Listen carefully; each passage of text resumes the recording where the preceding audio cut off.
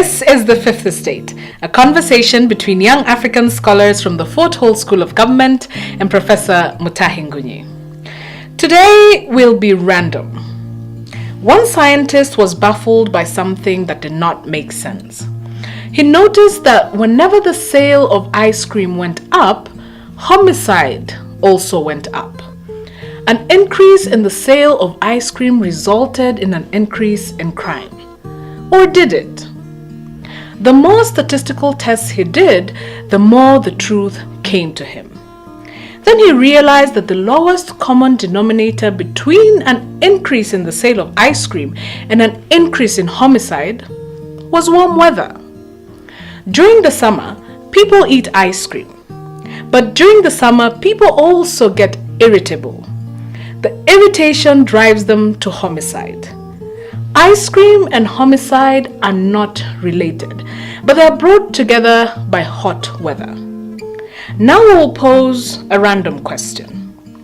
What is the relationship between the population census happening next year, changing of constituency boundaries next year, and the coming referendum? Like ice cream and homicide, the three are not related. But if you look closely, there is a common denominator, something that ties all the three together. What is it? Census, creating new constituencies, and the referendum are all connected by one thing: changing the structure of government. Period. Everything is lined up to facilitate this change. And at the Fort Hall School of Government, we stand behind the drivers of this change. Those opposed to change are politicians. Those driving change are leaders. Politicians think of the next election. Leaders think of the next generation. And this is why we stand with Raila on the referendum. In the meantime, Ruto has become a frog, and he does not know it. If you put a frog into boiling water, it will jump out. But if you put it in a pot of cold water, the frog will sit pretty. And when you increase the heat of the water, the frog will relax. As the water gets hotter, the frog will enjoy the steam bath. In this state of relaxation, it will get sleepy and dreamy. By the time the water reaches boiling point, the frog will have no energy to jump out. Ruto is in a pot of cold water, and the heat is going up slowly. Will he survive the Uhuru Raila boiling? We are living in the age of freakonomics, the age when things do not add up. Today, Uhuru and Ruto are selling tuko pamoja and calling Raila muhoroki. Then the handshake happens and freakonomics kicks in. Uhuru and Raila begin to roast Ruto like a frog. Ruto tells us it is not fair. But is it? All is fair in love, war, and politics. We call this realpolitik. The end justifies the means. And this is what Ruto does not get. Uhuru's end is not Ruto's end. During the first term, Uhuru's end was Ruto's end, and the end was 2017. But after the election, Uhuru's end changed. Instead of changing tact, Ruto became the dreamy frog in the boiling pot. In the meantime, what Raila wants became what Uhuru wants. The end for the two men became leadership, not politics. And the referendum became their instrument of change. In sum, 2022 will be about Uhuru Kenyatta and Raila Odinga. One will become ceremonial president. The other will become executive prime minister. One will become head of state. The other, head of government. And the referendum will make this possible. But what does the referendum, census, and delimiting of boundaries have to do with each other. What is the connection? One, there will be an executive prime minister. He will be the head of government. Then, we will have a ceremonial president, and he will be the head of state.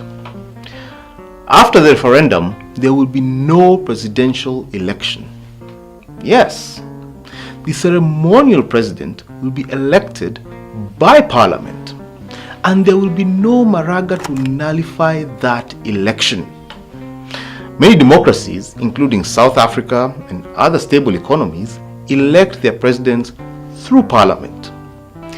Only banana republics elect directly, and this is how they subject themselves to the Maragas and other political vagaries. 2. If the referendum creates a ceremonial president and an executive prime minister, we have no idea who will be the president and who will be the executive prime minister. In Ethiopia and India, the prime minister is head of government, but the two countries also have a ceremonial president who is the head of state. If the referendum adopts this model, there will be a head of state and a head of government. In 2022, Uhuru and Raila will be the head of government and the head of state. And so we ask, what is wrong with this? Yes, what is wrong with having Raila as head of state and Uhuru as head of government in 2022? What is wrong with doing away with presidential elections and the headaches of Maraga and Chebukati? And who said that electing the president directly is a good thing anyway? If Britain, one of the most mature democracies, does not elect their prime minister directly, what is wrong with Kenya adopting this model?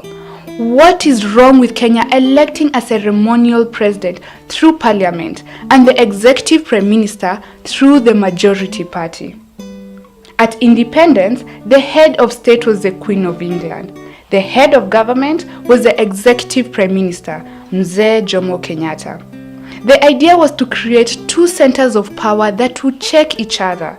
But when we combine the office of head of state with that of head of government, dictatorship was invented. Historical fact. Raila is therefore inviting us to go back to the independence vision of our founding fathers, a vision where power was located in two centers and included everyone. He's inviting us to shift from monolithic democracy to consociational democracy. And this is why we support the referendum. Regarding politics of change, Raila is a grandmaster. No one can smell change as freshly as Raila does, and that is why we cannot argue with the referendum. If Raila says it will happen, it will happen. However, I'm violently opposed to an executive prime minister and a ceremonial president. But I'm prepared to revise my position if three questions are answered. 1. Is a referendum a vehicle for creating positions for individuals? If the answer is yes, then I support the referendum. When nations are young, they are built by individuals. When mature, individuals are built by nations. A nation is still young. It cannot build individuals. It can only be built by individuals. Creating a position for Raila so that he can build our nation is therefore perfect with me. 2. Is creating an executive prime minister and ceremonial president equal to extending Uhuru Kenyatta's term? If the answer is yes, then I support the referendum. I stand for continuity of a irrational change in the name of democracy. 3. If Uhuru and Raila support the referendum, who can stop it?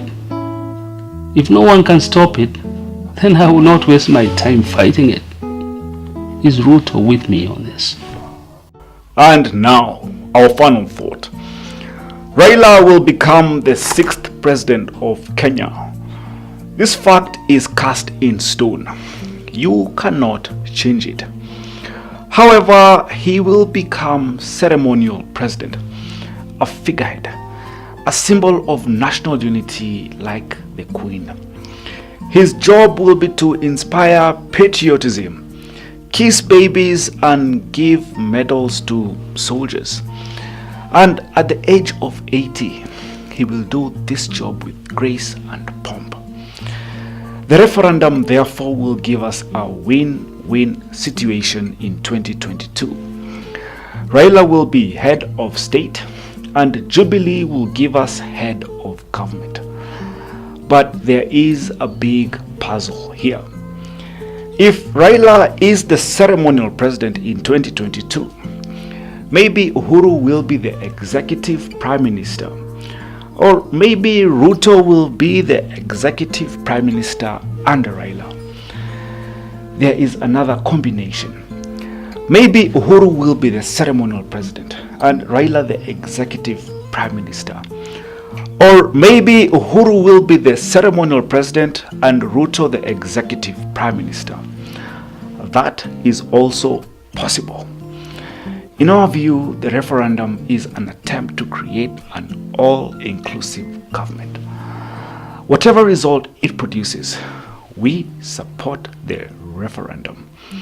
It will birth a new